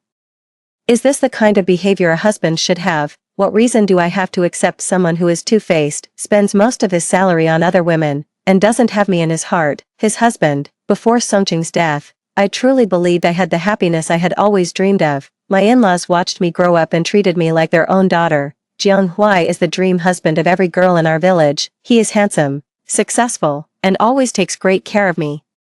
It's clear to anyone with eyes that my heart has long been entirely devoted to him. After marriage, he entrusted all his property to me for safekeeping, and I thought I was enjoying a loving life that others envied. However, after Songqing's death, he claimed to have sent half of his salary to his in-laws, when in fact he secretly gave it to another woman. When I discovered the truth and went to confront him, he pushed me into a gutter, causing head injuries during my hospital stay. He showed no concern for me, leaving me alone in the hospital while he was busy taking care of that woman's daughter. The neighbors all saw him running around for that woman, and they praised him for being such a devoted brother. Indeed, he has invested too much thought into his brother's wife. What's frightening is that he believes all of this is merely fulfilling his promise to his deceased brother by taking care of his widow. My resistance and questioning are seen as unreasonable by him. In this world, what's most frightening is not being unable to distinguish right from wrong, but deceiving oneself. But now, I no longer care. Since he wants to be kind and attentive to other men's wives, let him do as he pleases. The next morning, to my surprise, I found that Jiang Huai had already prepared breakfast, my favorite poached eggs and lean meat porridge. It's rare for me to see him up and cooking early in the morning over the past 2 years. After all, he struggles with getting up in the morning. I always have to make breakfast and call him for a long time before he finally gets up with difficulty. I quietly sat down, and the only sound at the table was the occasional clinking of the spoon against the bowl. Jiang Huai suddenly looked up and suggested, "I'll take a leave and accompany you back home." I was startled and instinctively shook my head. He frowned at me. "I'll drive you. I don't feel safe letting you go back alone." I was about to agree, thinking it would be foolish not to take advantage, when I caught sight of Xiaoya. "Ah Huai," she exclaimed, her face filled with anxiety, but her attire, a bright red dress, a brown trench coat, and even the casually falling strands of hair behind her ears, revealed her carefully crafted intellectual beauty. Her hair, casually falling behind her ears, all spoke of her meticulously crafted intellectual elegance. Jiang Huai instinctively stood up, looking towards the door, but saw no small figure following her. He wondered, why didn't Xiaobao come? Is something wrong? Is something wrong? She swallowed her tears, nodded, and helplessly said, "Xiaobao has a high fever. I don't know what to do." Jiang Huai was so anxious that he didn't even put on his scarf. Grabbing his coat and heading out the door, "Wait, I'll go with you." Xiaoya helped him straighten his coat, even carefully pulling out the collar, her gaze challenging and triumphant as it fell on me. Just as Jiang Huai was about to put on his shoes and leave, she hesitated and tugged at his sleeve. Jiang Huai was puzzled. "What's wrong?" Xiaoya glanced at me timidly, her eyes filled with conflict. Huai, maybe we shouldn't go. I'm afraid my sister-in-law might misunderstand." She looked at me and at Jiang Huai, tears welling up in her eyes, and with clenched teeth, she turned to leave. "Xiaoya," Jiang Huai called out to her, turning to chase after her, but as if remembering something, he glanced back at me. I watched their emotional tug-of-war with a cold indifference. Jiang Huai's face showed conflict, and finally, blushing, he told me, "Xiaobao is sick. I need to go see him. You take the bus alone. Be careful." After saying that, he left in a hurry, I sneered. The free ride was off. It seemed I'd have to take a bus home myself. I picked up my pen, walked back to the calendar, and drew a big, bold X on today's date. 19 days left. I quickly cleared out all the books from the house, sold them, and with the $13 I got in exchange, I set off back to the village. On the way, when I got home, I told my parents about the past 6 months without holding anything back. Since I decided to divorce Jiang Huai, gossip was inevitable in the village. And I needed to prepare my parents mentally in advance. After I finished speaking, my dad let out a deep sigh, as if he had expected this all along. My mom, however, was furious. That scoundrel, how dare he betray my daughter? I'm going to give him a piece of my mind. She stormed off to the kitchen to grab something and confront Jiang Huai's parents, but luckily my dad stopped her. Forget it, old woman. He gently patted his mother's back. Back then, when Mumu gave up the college entrance exam for that boy, I knew this day might come. If it weren't for the fact that the Changs treated Mumu well and she was dead set on marrying him, I would never have agreed to it. Since that jerk has someone in his heart, let's get divorced as soon as possible so we don't delay Mumu from going to college. Mumu's future is the most important thing. We can deal with everything else later. My mother tightly gripped my father's hand. Despite the joy of her daughter finding her way back and getting into college, it couldn't ease the pain in her heart. This woman who had worked hard for her children all her life, her eyes filled with tears, her voice choked as she said, "That heartless bastard, I really misjudged him, and it ruined my daughter's life." Seeing my troubled expression, she quickly wiped away her tears and gently patted my head, comforting me. "It's okay. Nowadays everyone values free love, don't they? You'll definitely find someone better in college." My parents suppressed their sorrow and comforted me for a long time before they went to discuss the matter with my 3 brothers. My brothers are hot-tempered, and if not dissuaded, they might rush into the city tonight to teach Jiang Huai a lesson. I returned to my room, utterly exhausted. Lying in bed, I closed my eyes, but tears uncontrollably streamed down my face. I didn't want to cry. After all, everything has become history. And I've made up my mind to let go of that man. But those were all the thrills of my teenage years. That was Jiang Huai, whom I truly and passionately liked. After learning that the man I liked had been betrothed to me since childhood, I fantasized about our future every day, each scenario envisioning a lifelong union. When my mom came to see me, my eyes were already swollen from crying. She held me to sleep just like she used to when I was a child. She whispered, "My dear, you're still young. And you have a long life ahead of you. A failed marriage doesn't mean a failed life. Mom doesn't have much education, and she's never left the land she stands on, but she hopes you can go out and see the wider world, to meet more and better people. Mom and Dad, along with your brothers, all hope you can be happy." The next morning when you woke up, your brothers were all gone. Only after I returned to the city did I realize what they had done for me. I spent half a month with them at home, urging them to keep it a secret from my in-laws. Before I left, they saw me off all the way to the village entrance, repeatedly reminding me to take care of myself and to let them know if I ever felt wronged. It wasn't until I got to the town to buy a ticket that I discovered they had secretly slipped me 200 yuan. At that moment, my tears welled up again. Upon returning, I immediately marked 15 heavy X's on my calendar. There are 4 days left, only 4 days remain. I was pulling my suitcase, about to head back to my room, when I heard the sound of a door opening. Jiang Huai had just gotten off work and returned home, but to my surprise, Xiaoye and Xia Xiaobao were following behind him. He looked at me, clearly surprised. "You're back." Xiaoye, on the other hand, maintained a composed demeanor, gave me a slight nod, and then turned to walk into my room. I frowned, watching her close my door with practiced ease. And those casually piled up in the living room, my things. I turned to Jiang Huai, my gaze questioning. Jiang Huai hesitated for a moment, as if just realizing something. Your brothers don't know what came over them. They went to Xiaoye's house, beat me up, and smashed things, which caused her house to leak during the rain the other day, so they're staying here for a couple of days. Since you're not here and there isn't much stuff, I let Xiaoye stay in your room first." Is this the reason he moved my things out without my consent and let someone else stay? He saw that I remained silent, paused for a moment, and then added, "Oh, by the way, you can move your things to my room, you can stay with me, together." With that, he opened the bedroom door. "By the way, where are your books, bedding, and pillows? Why do you only have so few things?" I glanced at the small package he had casually placed on the nightstand and pursed my lips. Whatever, this house was always his. How he chooses to arrange it is no concern of mine, I calmly explained. "The college entrance exam is over, and keeping the books is pointless, so I sold them. Jiang Huai frowned. Are you confident you'll pass this time? He seemed to finally remember something and asked me excitedly, Mumu, did you get into university? I nodded. He naturally knew about my decision to retake the college entrance exam. He occasionally tutored me, but every time he barely got through a few problems. Xiaoyu would call him away. Upon hearing my confirmation, he hugged me excitedly. Which university did you apply to? Is it local? It's close to home, so if anything happens, I can take care of you. I pressed my lips together and didn't answer.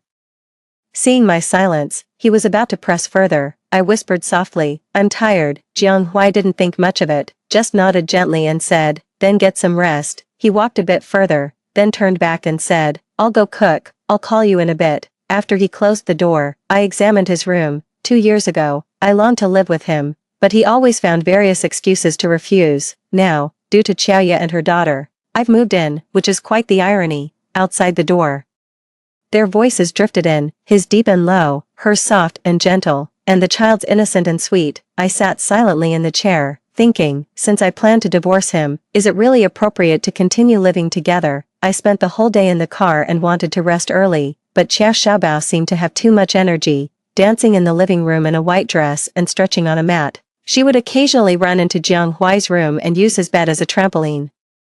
I had to find an excuse to go fetch water, taking a basin with me as I left. As soon as I stepped outside, I took a deep breath of fresh air. Mumu, why are you back? Didn't you say you were going back to your hometown to visit your parents? When my neighbor sister Wu saw me come out, she also followed me to the well with a basin in hand. I stayed for a few days and just got back today. Sister-in-law Wu is our neighbor. Her husband is a director at the steel factory, and their family lives quite comfortably. Whenever there's something delicious, she always shares some with me. We get along pretty well. Hey, I'm talking to you. Why? Sister-in-law Wu seemed to want to say something. She glanced over my shoulder and pulled me along, picking up the pace. Only when we reached the well did she shake her head and poke my forehead. Why are you so foolish? Is that woman any good? Is she any good? Her husband is dead. Yet she flaunts herself everywhere. How could you bring her into our home? Jiang Huai from your family, such a great man, is a catch everyone wants a piece of, yet you bring him home, aren't you? How foolish. Sister-in-law Wu kept rambling on, and only then did I realize that Jiang Huai had brought them back, claiming it was my idea. He said I felt sorry for Xiaoya and her mother, who had suffered misfortune, so I asked him to bring them here before returning to my family home. I gave a cold laugh.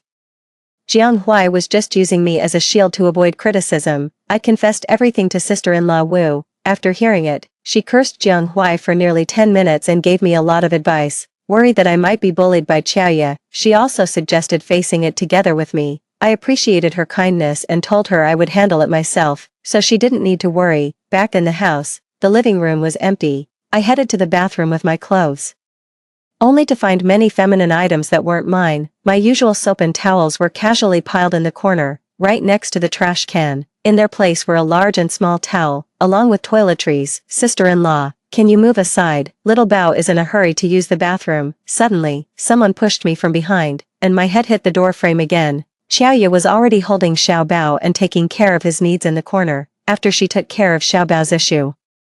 Seeing that I was still standing by the door, she said gently, Sister-in-law, could you please step aside? You're in my way. But her eyes were full of triumph and disdain. I didn't back down, coldly saying, apologize. Xiaoya was stunned, clearly not expecting me to be so firm. Xiao Xiaobao has always been hostile towards me. Seeing the tense atmosphere between me and her mother, she stepped forward and pushed me hard. Then she pointed at me and burst into tears, shouting, bad person.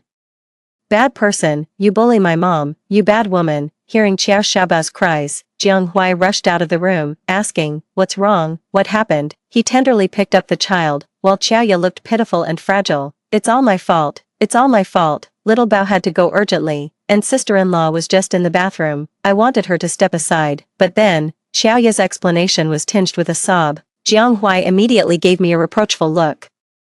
Though he didn't say anything in front of Xiaoya, his actions already made his stance clear. His stance was clear. He comforted Xiao Xiaobao while saying, all right, Xiaobao, don't cry. I'll scold the auntie later and make her apologize to you. Okay.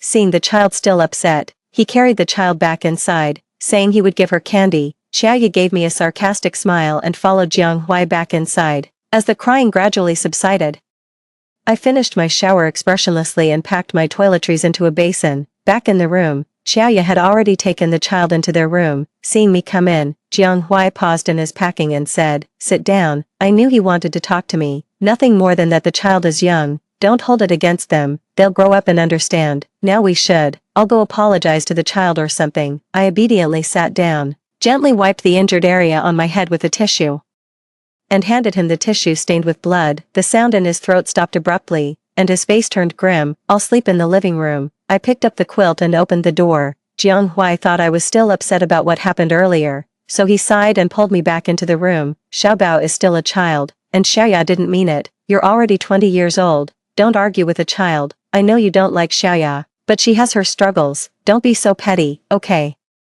I let out a cold laugh and retorted, "So, you brought them back and claimed it was my idea." Jianghuai's expression changed, but he still defended himself. "Isn't this all your brother's doing? If it weren't for them, I wouldn't have brought Xiaoya over." Arguing with twisted logic is his specialty, and I have no intention of debating him further. I stared at him directly and smiled. I heard my own voice say, "Jianghuai, let's get a divorce." Jianghuai suddenly looked up, staring at me in disbelief. Why?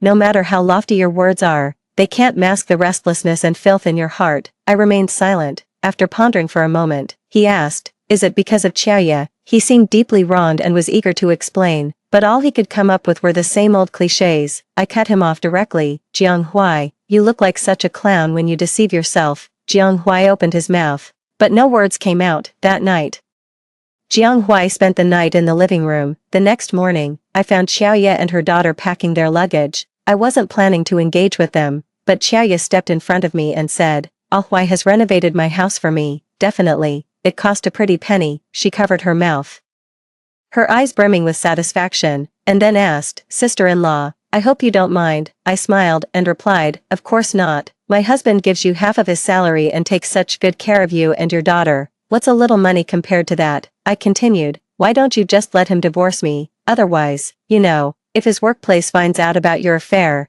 Jianghuai won't get off easy, and your backing will likely be gone."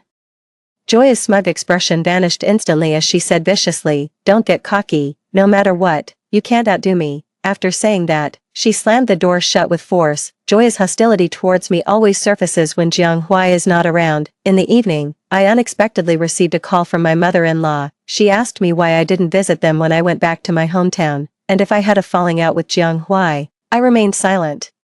My mother-in-law on the other end of the phone seemed to have guessed something, sighed, and then hung up. Xiaoya and her mother moved out, and I returned to my own room. The next day, I went to the street and bought a very popular red woolen suit, along with a lipstick, planning to wear them when I went to the university. Spruce yourself up. When I got home and tried on my new clothes, a figure suddenly appeared in the mirror. Jianghuai looked at me, his eyes lighting up. "Mumu, you should dress up more often. You look great like this." I didn't respond and silently changed out of the clothes. This is the first thing Jianghuai has said to me since I brought up the divorce. Ironically, during the 2 years of our marriage, I never dressed up for him. I'm only 20, at an age when I should love beauty, yet I always wore coarse clothes, thinking about saving money to help him. For these 3 days, Jianghuai has surprisingly stayed at home.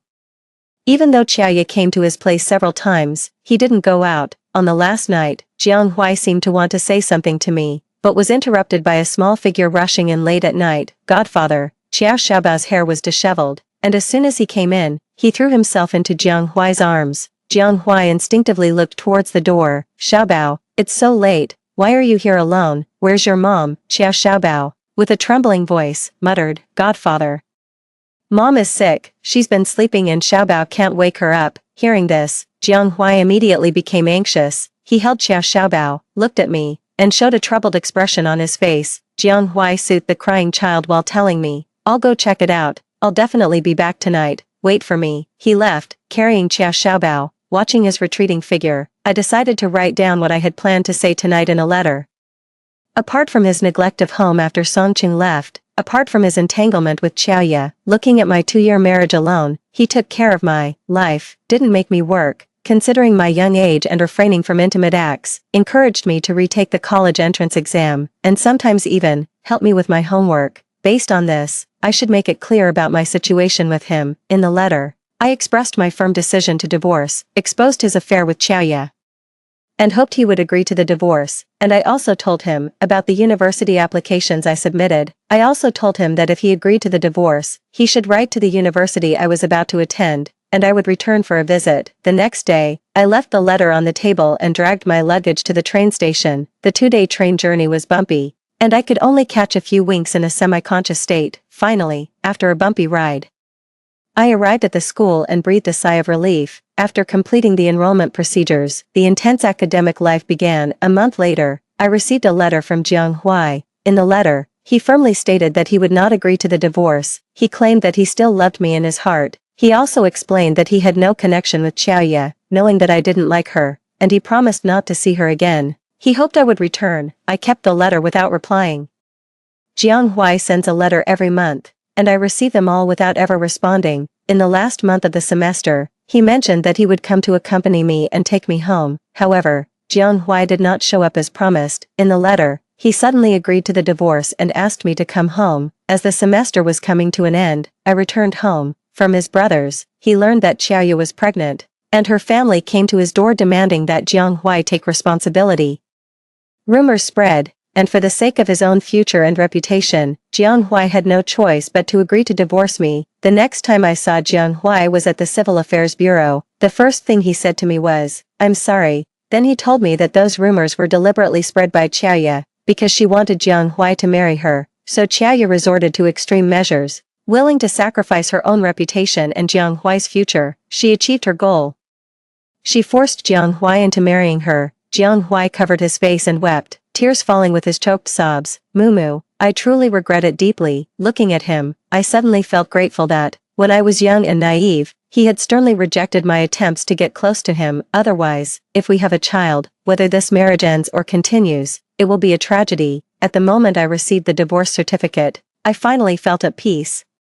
Whatever pain or disappointment this marriage brought me in the past, it's all behind me now. I will embrace my new beginning. After graduation, I devoted myself to national construction. I dedicate my life to the country, without asking where it leads, and without counting the return journey. I will remain steadfast until the end of my life. Extra for Jiang Huai. After leaving that day, I took Xiaoya to the hospital, and by the time she received treatment, it was already 3 or 4 in the morning. Xiaoya suggested that since it was so late, I should rest at the hospital and go back tomorrow. I thought it was too late, and Mumu must be asleep, so I agreed to stay. Little did I know that when I returned the next day, I would never see her again. I went to Mumu's room and found the letter she left. In the letter, she said, she wants a divorce from me. She accused me of always using the pretext of taking care of my brother's widow to get close to Xiaoya. She said that if Songqing knew how I was taking care of his wife, he'd probably come back from the underworld in anger. As I read her letter, I reflected deeply. I realized my mistake, and while waiting for Mumu to grow up, my thoughts wavered. Each time I helped Xiaoya, my heart wandered. Xiaoya's understanding and Xiaobao's cheerful charm made me overlook the fact that I already had a wife, leading me to do something I'm ashamed of, a shameful act. Watching where she studied, she went so far away just to avoid me. I immediately wrote to her. She never replied. That night, I got drunk, and Xiaoya sneaked into the house. In my drunken state, I mistook her for Mumu and committed an irreversible mistake. A month later, Xiaoya got pregnant, and she started making a fuss, with her family also coming to cause trouble. Suddenly, rumors about me and Xiaoya spread among the neighbors and around the factory. In the end, I had to divorce Mumu and marry Xiaoya. After marrying Xiaoya, she seemed like a completely different person, always on edge. Several promotion opportunities slipped away because of her outbursts. Watching my friends get promoted one by one while I stayed in place, she called me useless.